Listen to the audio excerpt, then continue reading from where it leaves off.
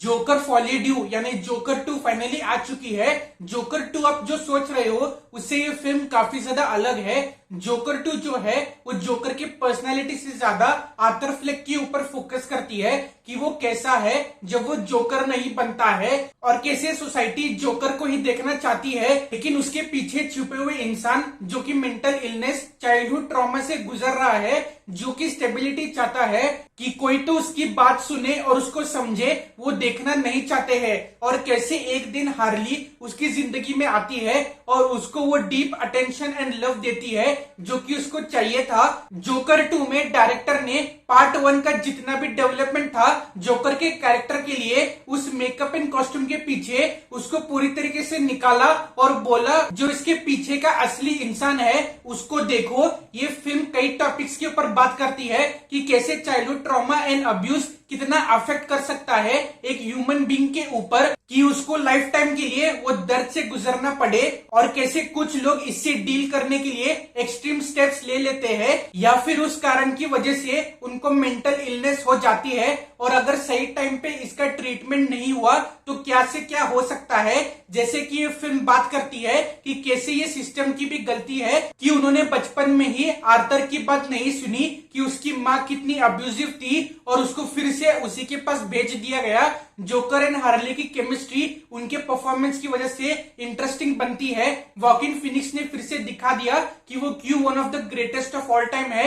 ऐसा लगता ही नहीं है कि वो जोकर 2 को इतने सालों के बाद प्ले कर रहे हैं, वो सीधा कैरेक्टर में घुस गए थे। और वॉकिन जिस तरीके से अपने आप को टोटली डिफरेंट तरीके से कैरी करते हैं दोनों पर्सनैलिटीज में, जैसे जब वो जोकर के पर्सनैलिटी को बाहर लाते हैं तो और भी ज्यादा फ्री एंड कॉन्फिडेंट महसूस करते हैं, लेकिन जब वो आर्थर होते हैं तब वो काफी रिजर्व्ड, क्वाइट, और ऐसा लगता है कि उन्होंने अपने आप को ही उनके मेंटल प्रिजन में बंद करके रख दिया है।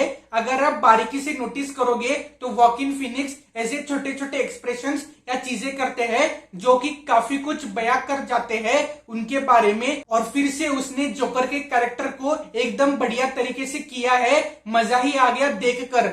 Lady Gaga as Harley Quinn जितना हम एक्सपेक्ट कर रहे थे उतना बड़ा रोल नहीं है, लेकिन जितने भी सीन्स है उनमें वो टोटली शाइन करती है, चाहे वो सिंगिंग हो या फिर आर्थर के प्यार में पड़ना या फिर उसके जैसे टोटली इंसेन होना बस उसके पास रहने के लिए। यहाँ पर खास बात यह है कि हार्ली को आर्थर से नहीं बल्कि जोकर के पर्सनालिटी आइडेंटिटी से प्यार है। उसके दिमाग में फैंटेसी है कि आर्थर हमेशा से जोकर ही बना रहे और वो जोकर को ही देखना चाहती है जो पार्ट 1 में उसने देखा था। हार्ली इन अ वे हम सबको रिप्रेजेंट करती है जो कि जोकर के लिए केयर करती है लेकिन आर्थर के लिए नहीं। वो फिल्म में कई टाइम्स आर्थर को जोकर में बदलने के लिए कहती है क्योंकि उसका प्यार जोकर के लिए है और उसका कोई भी इंटरेस्ट नहीं है आर्थर में कि वो असल में कैसा है, बस वो उसके लिए और सोसाइटी के लिए जोकर बना रहे। लेडी गागा की एक्टिंग बहुत ही एक्साइटिंग है देखने के लिए। वो एक प्रॉपर मैनिपुलेटर है जो कि जोकर को अपने इशारों पे नचा सकती है, लेकिन प्रॉब्लम यही है कि फिल्म में वो ज्यादा नजर नहीं आती है और कई सारे सीन्स कट कर दिए गए हैं जो कि हमने शूटिंग लीक्स में देखा था, और वो एक प्रॉपर ट्रांसफॉर्मेशन नहीं होता है जहां पर ली हार्ली क्विन में बदल जाती है। उसके कैरेक्टरिस्टिक्स के हिंट्स देखने मिलते हैं लेकिन वो फ्लैश आउट नहीं करे गए हैं, वो टाइम ही नहीं दिया गया है, और इसका कारण है इसकी editing and script and too many songs. Film लंबी होने के बावजूद भी इसकी एडिटिंग काफी ऑफ नजर आती है और बहुत टाइम में आपको लगता है कि इन सीन्स के बजाय दूसरे सीन्स यहाँ पर होने चाहिए जो कि इसकी स्टोरी को आगे लेकर जा सके। क्योंकि जब आप इसकी एडिटिंग देखोगे तो आपको ऐसा लगेगा कि एक बिल्डिंग बनाई गई है जिसका बेस अच्छा है, फर्स्ट फ्लोर खराब है, सेकंड फ्लोर अच्छा है, थर्ड फ्लोर खराब है, ऐसा आप इसको बनाते हुए चले गए। गानों की बात करें तो no doubt Lady Gaga and Joaquin Phoenix ने दिल जीत लिया है उन म्यूजिकल सीक्वेंसेस में जिस तरीके से उन्होंने एक्सप्रेस किया है। और लेडी गागा तो एक पावर हाउस परफॉर्मर तो है ही, लेकिन फिल्म से मिनिमम 2 या 3 सॉन्ग्स को निकाला जा सकता था या फिर उनको ट्रिम किया जा सकता था या फिर उनके आगे एंड पीछे वाले सीन्स को अच्छे से सेटअप एंड एंडिंग दिया जा सकता सकता था, जिस कारण की वजह से वो आउट ऑफ प्लेस लगते हैं कुछ टाइम्स। लेकिन हर एक सॉन्ग इंपॉर्टेंट भी फील होता है क्योंकि वो हर बार कुछ एक्सप्रेस करते हैं जो कि हमारे कैरेक्टर्स फील कर रहे हैं उस मोमेंट में। और सॉन्ग सिलेक्शन वाकई में अमेजिंग थे उस सिचुएशन के अकॉर्डिंग।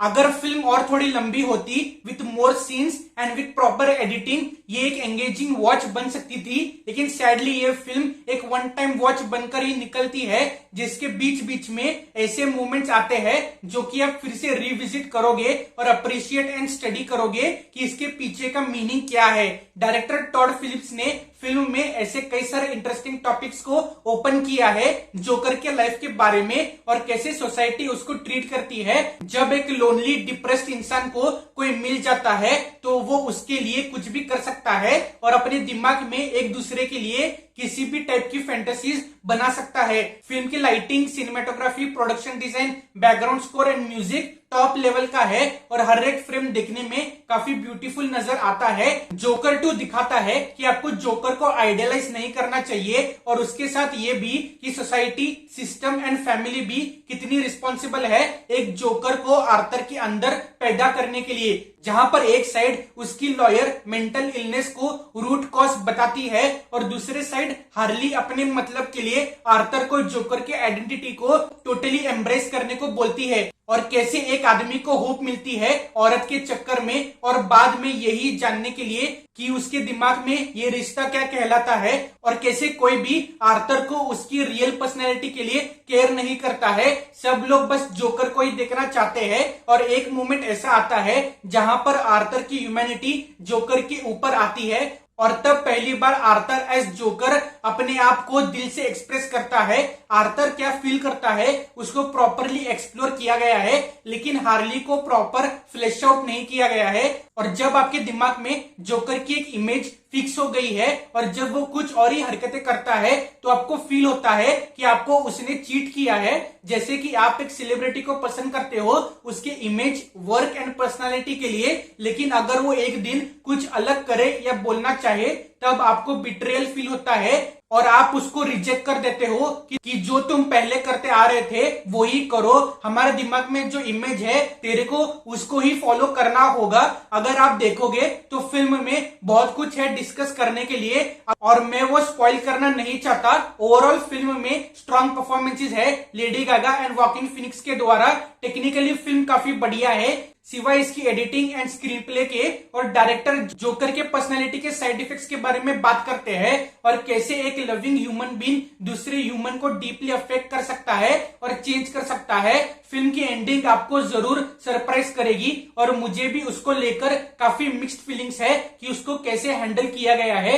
जोकर फॉलो डू जो कहना चाहती है वो मुझसे कनेक्ट हो पाया है। आप फिल्म को एक मौका दे सकते हैं क्योंकि ऐसी कहानियां सुपर हीरो जॉनरा में रेयरली बनती है। तो आपको जोकर फॉलो डू कैसी लगी हमें कमेंट्स में लिख के जरूर बताइएगा। जोकर 2 की एंडिंग एक्सप्लेनेशन वाली वीडियो जरूर आने वाली है तो उसके लिए सब्सक्राइब करें और इस वीडियो को लाइक और शेयर करें और लोगों के साथ। और यहाँ पे आप हमारी लेटेस्ट वीडियो देख सकते हैं। So thank you for watching, see you again in the next video. Till then bye bye, see you, take care.